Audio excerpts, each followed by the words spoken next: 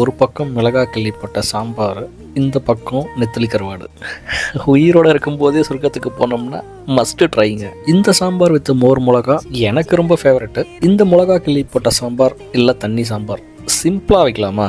வீடியோவில் பார்க்குற அளவு 4 பேருக்கு, அதுக்கேற்ற மாதிரி நீங்கள் பண்ணிக்கோங்க. 100 கிராம் துவரம் பருப்பு, 2 வெங்காயம், 2 தக்காளி, 3 பச்சை மிளகா, கொஞ்சமாக மஞ்சத்தூள், கொஞ்சமாக பெருங்காயத்தூள் இப்பயே போட்டுக்கலாம். தக்காளி பச்சை மிளகா முழுசாக போட்டுருங்க, வெங்காயம் மட்டும் கட் பண்ணிக்கலாம். இதெல்லாம் போட்டு தண்ணி ஊற்றி குக்கரில் வச்சுருங்க, விசில் வரட்டும். பருப்பு வேகிற அளவுக்கு விசில் வச்சுக்கோங்க.